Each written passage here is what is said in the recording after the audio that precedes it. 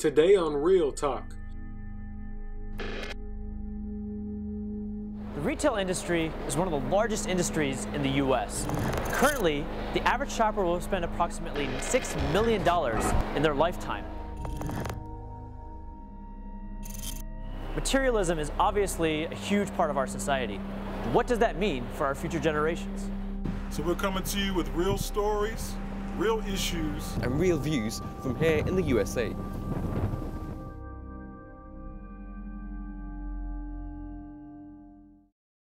Real stories. Urban life in America is very diverse, fast-paced. You telling me the prayers of those people, those among our people, weren't accepted? Do you really want to monopolize salvation? This is Real Talk USA. Assalamu alaikum and welcome to another episode of Real Talk USA. This is a series that focuses on social and religious issues facing youngsters in today's fast-paced world. Today we're discussing materialism and asking ourselves, is God still in the minds of the modern Western world? How can we connect with God in our lives? And what are the factors that drive us away from faith? To answer these questions, I'm pleased to introduce our panel here today. We'll start off with Jalaluddin Abdul Latif Saib, who is the Zayim Majlis Ansarullah of Central New Jersey. Thank you for joining us. Next we have Naseem Mahdi Saib, who is the missionary in charge of the United States. Thank you very much. And next we have Rashid Reno Saib, who is the president of Portland, Oregon Jamaat. Thank you. And next we have Fahim Yunus Saib, who is the former Majlis Khodam al-Ahmadiyya president of the United States. Thank you all for joining us today. We're very pleased to have you here. We also have a small studio audience here, and who are going to help us in the discussion and making sure that we cover all the points as much as we can today. So that's our audience. But first of all, before we continue, let's take a listen to the word on the street.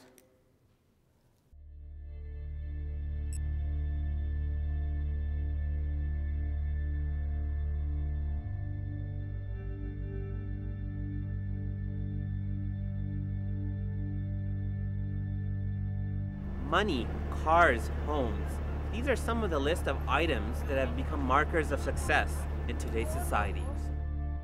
It seems that we have come a long way from the pursuit of the American dream of success and prosperity.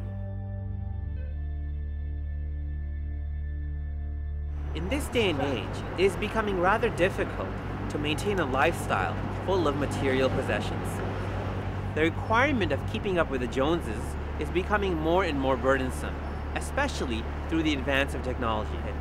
We are made to feel that we need to have the latest version of any gadget, whether it be a computer, cell phone, or any other electronic device, even though they've only been out recently. Now, what has fostered and led into these new trends? It seems that the pursuit of material possessions, especially technological devices, can be attributed to the ongoing needs of comfort and entertainment. However, at what point is enough really enough? And when can we say that we are successful and content in life? Let us find out what others have to say.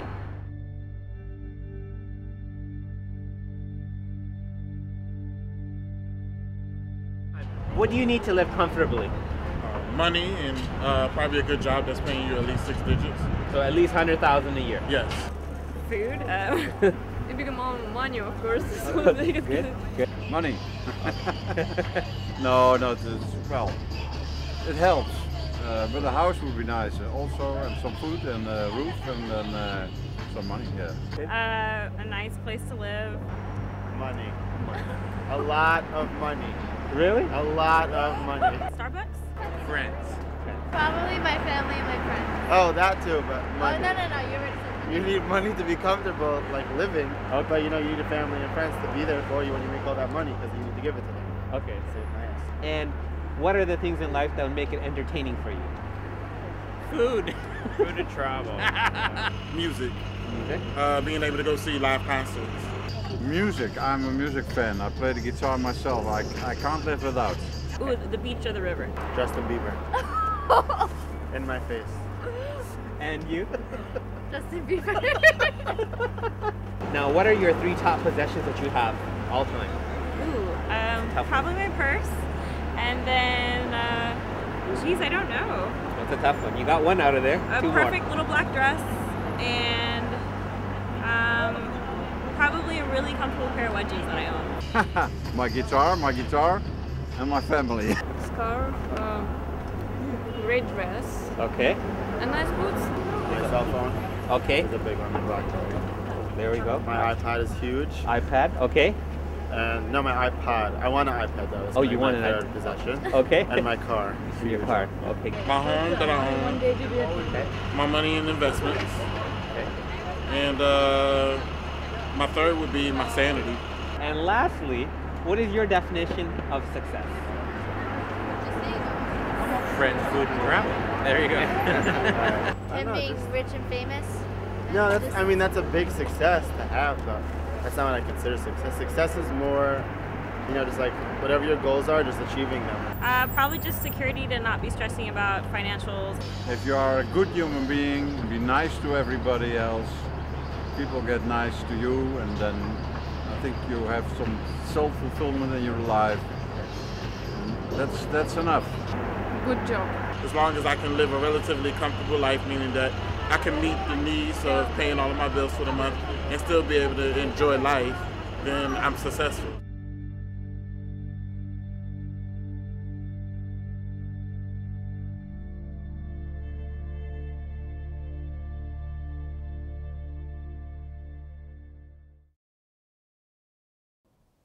So that was the word on the street. A lot of interesting issues to talk about, so let's get started right away. Let's start off with the question of, and this is for Mahdi Saab, maybe you can start the discussion off with, how do we connect with God? First of all, we have to know Him. If you don't know Him, we can't connect with Him. And we can connect with God knowing more about His beauties or His benevolence. So if we know Him and we see His beauty and love Him, that is an automatic connection. And in reality, there is already a seed of connection which Allah has spoken in the Holy Quran, that because He is the Creator, there is a natural connection with the creation. So, you know, people create something, you develop a software or you develop a building, you write a prose or poem. Because you have done it, so there is automatic connection, you love it. So Allah loves His creation. And He says that if you come back to me, I will come back much quicker. If you take one step towards me, I'll take two steps. And this is the hadith of the Holy Prophet ﷺ. So this is a very vast topic. I can speak on this. But there is already a connection, that is the Creator and the created, and the seed of His love is already there in the heart of the creation, and He wants us to develop this connection. And Fahim Saab, how do Khuddam continue to make those steps towards their Creator, especially in the modern day age where there's so many distractions with technology and different things like that? Thank you very much. I will take the answer exactly where Mahdi Saab left it, because in my opinion, in order to establish a connection, first you must have a very strong belief in the existence of that source. And I was going to relate a personal narrative that when I came to USA in 1996, I bought a phone card from a convenience store, and I was dying to call my mother in Pakistan. And the phone was not going through. It was very chilly. It was January of 1996 and tons of snow, and I was standing right at the boardwalk of Atlantic in New Jersey.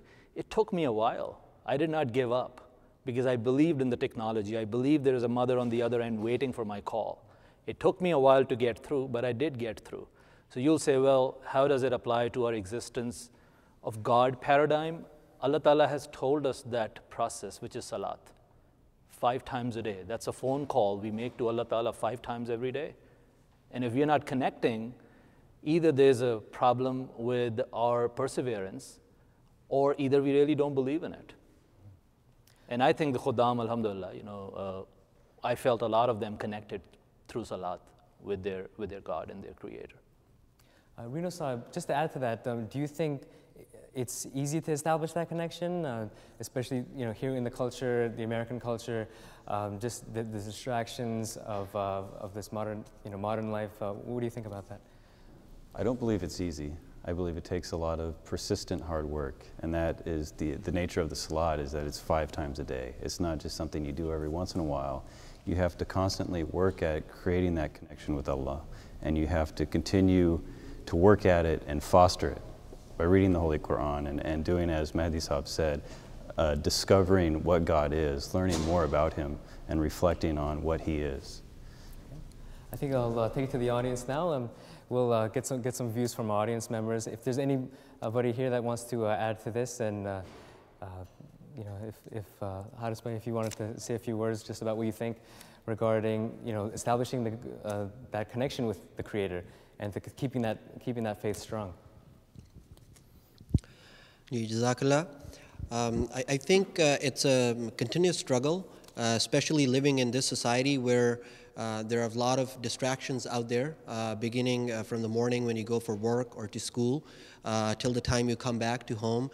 There are so many places where you can fall prey to shaitan and the distractions. And one of the ways that Allah Ta'ala has taught us in the Holy Quran is zikr ilahi. So during the prayers, if we keep zikr ilahi in our minds, that continues the chain of that connection between the prayers as well. So that's one of the ways our youth can benefit from the teachings that are provided to us. Okay. And just continuing on that point, you mentioned you know, that it is a bit difficult you know, to keep that strong. Maybe just to hear more about that, if we can get your comment about, you know, distractions. You know, give us some examples of distractions that you think might come into play when it comes to, you know, keeping that strong. Gee, I think I mean I agree with distractions.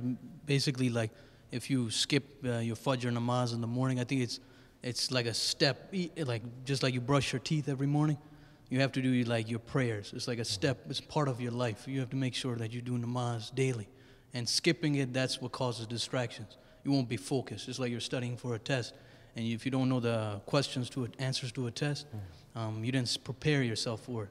So you're getting distracted by other things in the classroom. You're not paying attention. So I think it's like you have to just remember to do your prayers every day. You know, I'll take it to the panel. That's a great point that you brought up regarding getting up for Fajr, you know. For those people that think there's no time for religion. You know, I have a busy life. I have to go out and, you know, I got to go to school. I got to go to work. I got to, you know, make sure I know the latest statistics to my favorite basketball team. You know, I got to do all this research. You know, why, you know, for those people that are maybe skipping their prayers or not giving the attention that should be there for religion, you know, to the whole panel, any of you that wanted to kind of comment on that about, you know, why is it important? You know, what are the humans? Humans are body and soul, and we nourish our body 4 or 5 times a day. We eat, and we have to sustain our body, and we have to eat something, and we have to stay healthy and you know, energetic. And sometimes I see the children who are planning to go to Harvard Law School, or they want to become doctors, and they spend 18 hours a day and learning and you know, working very hard and doing all the stuff. And how it is possible that we don't take care of our soul, which is, you know, the real thing which is going to live even after our death. And that is the way how to connect with God. And if we have no time for prayers, so it means that we are neglecting soul, which is going to live beyond this life. And we are taking care of that body, which is going to die anyway after 40, 50 years. So if we don't understand that, so we are planning for our life till our death, and that is it, and that is materialism. Materialism is giving us that you do whatever it takes so that you can have a better life, so that you can make more money. And you can plan your life, you can plan even your burial with a golden casket, and that's it. But the Holy Quran says the real life is in the hereafter. So if we neglect God and if we don't have time for prayers, that's fine with God. But this is to our loss. I wanted to get a comment from Uday Saab about that. You know, living in the now. This is like the now culture, it seems. We want things now, we plan for the now. There's not much long-term planning, and if it is, it's usually within this lifetime. We're planning for next year, planning for a few years. Any comments on that? Well, being attached to a religion, this means this is my source for making something more than a short time gain or anything, as Imam Saab has just said. I'm focused on the hereafter. So if I'm neglecting a connection with God, that means I'm not interested in the hereafter.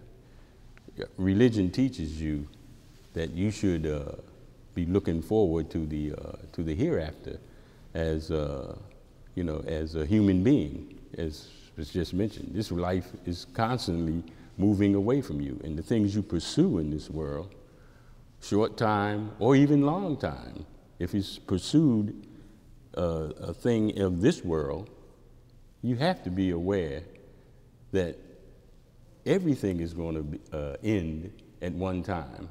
Only thing is going to last is Allah, and your soul is part of Allah.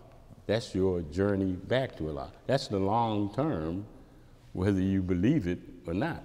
So it stands to reason, if you're looking at just this world, then it's time for you to look deeper into yourself, particularly if you're concerned with a connection with God. You have to look at this in a deeper way than just what you see. And it seems like the most important thing is to maintain that connection with God. That's the force of it. So, we mentioned just a bit about materialism and the pursuit of wanting things from this world. Let's take it to our audience to see, do you see that in your own lives? Do you see that you're attracted to certain things in this world, and it could sometimes be a distraction, as far whether it's technology or games or sports? Let's talk a little bit about that. Anything else you wanted to add? Sure. We do live in this world. I mean, there's so many distractions. Watch NFL, NBA. We have to keep up with, sports, like you're saying, entertainment, things like that nature. We can do that, sparingly while still, prioritizing our connection to God. And when time for prayer comes, making that salat and doing those things that fosters our religious connection to Allah. Only concern that I have personally is, and maybe it's a question for the panel, how do we bring this concept to people who are on the edge of existence, maybe people who are, low income, on food stamps or social service programs, who are really concerned with just making that daily dollar, that daily bread, feeding children if they have any, and more concerned with immediate material needs. How do we sort of garner an interest in Allah and making that connection with God, with somebody who has a very dire need to stay focused on the material? Right, and that's an excellent point. Mehdi Saab, if we can have you. It comes back to what Dr. Fahim Yunus Saab said in the very beginning, that this is a matter of belief. If you don't believe in the hereafter, if you don't believe in God, then the example I have given about those students who are spending so much time, and then if they want to spend 1 minute in their Fajr prayer just quickly, this doesn't mean anything. And they want to spend maximum time for a worldly pursuit, and they have no time to develop personal relationship with the creator of this universe, and who is going to give a life which is never ending after our death. So this is just a matter of faith. If we believe in him, and if we really know him, then I will not care about a TV program, I will care about my prayer. That this is a call to my creator. I have to talk to him. So if belief is not strong, nothing is going to happen. Rino Saib, just talking about the pursuit, the worldly pursuit. If you can comment on that, just is it is it wrong for me to want a big screen TV? Is it wrong for me to want a sports car? On my way to this session here, I passed a lot of sports cars, and not a lot of sports cars, but a lot of cars that I wanted. There's a Beamer and there's different things. Do you think it's wrong for me to want that, or is it in the intention of why I want it? There's many factors in that. It kind of depends on what are your means. If you have a lot of means and you can spend without having a big impact on, having to work extra, having to do a lot of extra things in order to attain that, then it may not be as big of a deal. But if you're setting your focus, your life, you're working extra hours, you're trying to put all this time so that you can get this car that you really want, then you're wasting time that you could be spending in other pursuits, whether, remembrance of Allah, serving Jamaat, doing something else, spending that time with your family, anything that's important, instead of pursuing that material thing. Did you have anything else to add on that? I personally think there's nothing wrong aiming for high ideals or even material things, because Azza has used a prayer from Holy Quran that we say in our salat, Rabbana atina fid dunya hasanatan wa fil akhirati hasanatan. So why are we praying that, oh Lord, our Lord, grant us everything that's good in this world before we ask for the hereafter? And the wisdom there is that you should grant all the good in this world that you think is going to basically help you in making that transition to the hereafter. So the real question is, what are you going to do with that Beamer? What are you going to do with that $1 million? What are you going to do with that bounty of Allah that you're seeking? As long as you're able to really connect it with the hereafter and use, look at Hazrat Usman Ghani Raziyallahu Ta'ala Anhu. He was very rich. He was a very rich man. But when there was a need to buy a well that a Jewish person was asking for a very exorbitant amount, Hazrat Usman Ghani was able to pitch out that money and buy that well. So the real question is not that you should not excel and live mediocre lives, or to Brother Ishmael's questions for someone who's struggling financially. They should work very hard to make a good living, but the real challenge is going to come when Allah is going to bless you with that bounty. That's the trial as to how you're going to use that bounty. So the trial is not, sometimes we see trials as, if we're in a difficult time of our life, but are you suggesting that the trials are also when we're not in a difficult time? I can guarantee you this is one of my favorite subjects, because I think everything is a trial. Goodness as well as hardship. Everything. We really don't look at good times as a trial. They are sometimes a bigger trial of a believer as to how thankful you are to Allah's bounty. We're talking about materialism. Let's maybe get more of a definition. Mr. Latif Saab, how would you define materialism? I was just thinking, listening to the comments on this, and I would define materialism as that pertaining to this world. And this brings to mind a friend of mine, non-Muslim, but we grew up together in very humble surroundings, and this person quit school in junior year in high school, and I went on to graduate.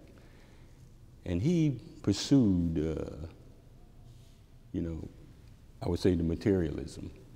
And just as these people were talking about, he moved away and got into auto mechanics, went into heavy equipment operation, and got into business, and eventually, to make a long story short, he became a millionaire. He's one of my best friends. And did you get some of that money? No, I had great advantages. I went fishing on his boat in Florida, caught a great big grouper. He's given me motorcycles, different things. And I talked to him about religion. I've given him books and everything. And he's pursuing, materialism. I mean, he's bought the big cars, the sport cars, and the whole thing, 3 homes and all of this. And I spoke to him about religion, and he told me he doesn't have any use for this now. And we all know, Allah has already said, you pursue the world, and this is for the people who wonder why somebody who is irreligious has all these things. Like, look at America, the big buildings and all of these kind of fancy streets and things like this. And you see materialism, and people are judging their success by their materialism. And this is what happens in America. He had no time for religion because he's short-sighted and he's not looking at the long goal. And Allah says, you want the world, and you pursue the world, and he will give you the world, and you will lose the hereafter.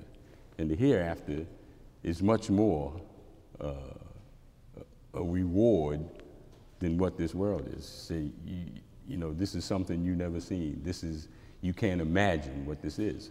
But a person who's in pursuit of these things and is getting caught up in the materialism, the things of the world, his focus is short-sighted. He can't see.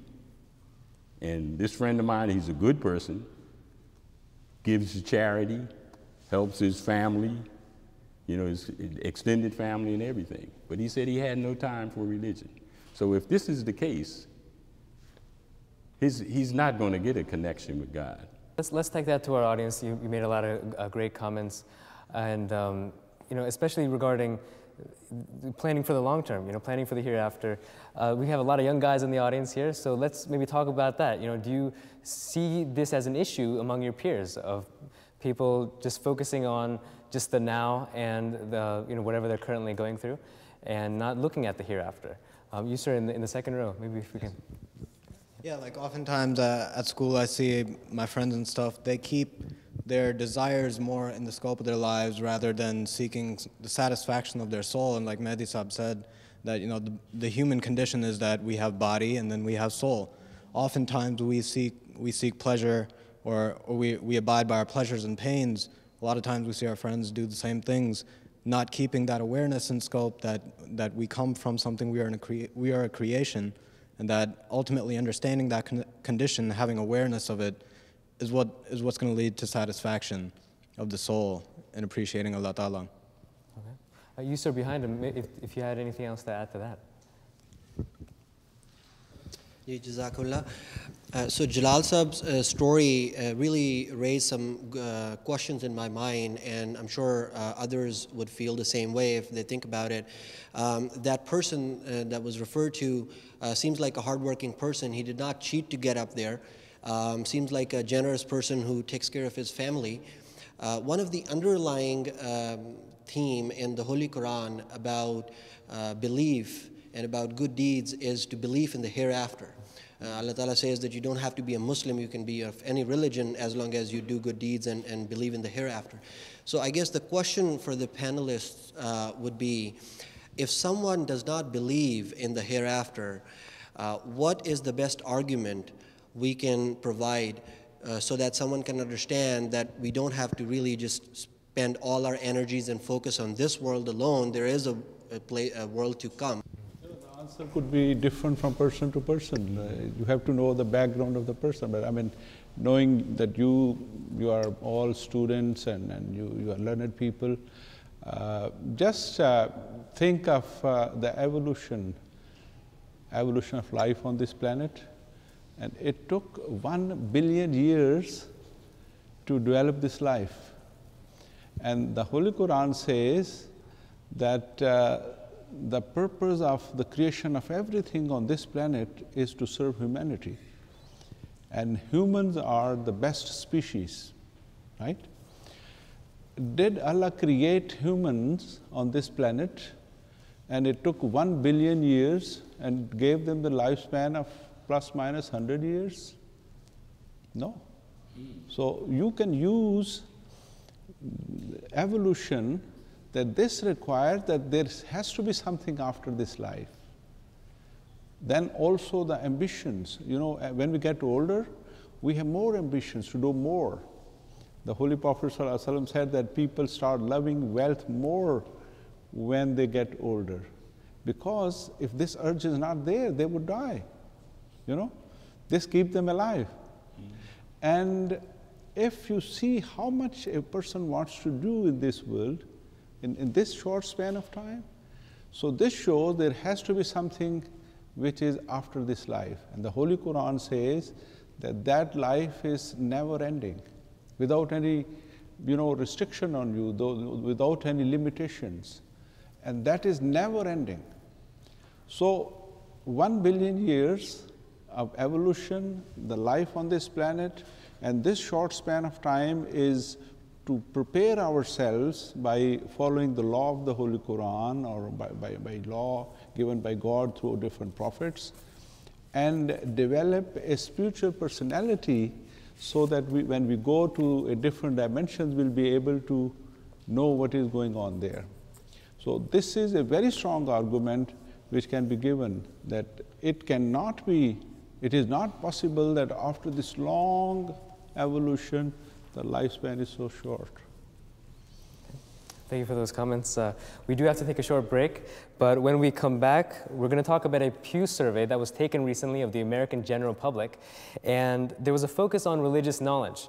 Questions such as who led the exodus of the Jews out of Egypt, which religion was nirvana important. There wasn't much of a Muslim audience for that survey, so what we did was we took a very short sample here of our studio audience, and we'll have that when we come back. Stay tuned. An interlingual channel promoting interfaith dialogue, worldwide, live and interactive, on satellite television and the internet. This is MTA International.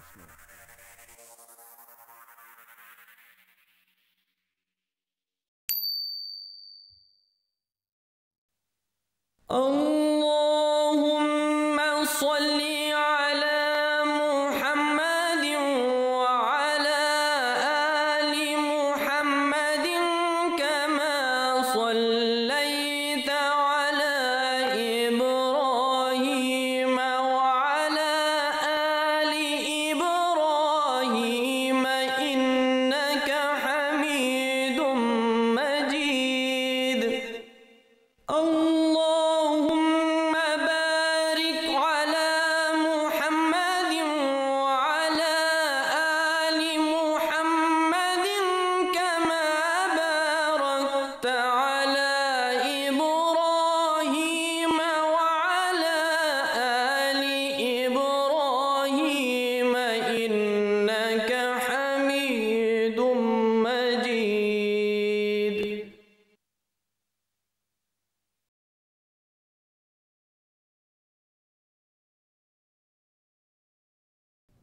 Assalamu alaikum and welcome back to this episode of Real Talk USA. Today we're talking about materialism and the existence of God. Before the break, we talked a little bit about the Pew survey, which was taken recently in the United States, and there was a focus on religion, the religious knowledge, if you will. We also took this survey, the same questions, and we focused it on our studio audience. So, just your reaction about this survey that you just took. Were the questions hard? Were they easy? Kind of tell us a little bit about that. What was your hardest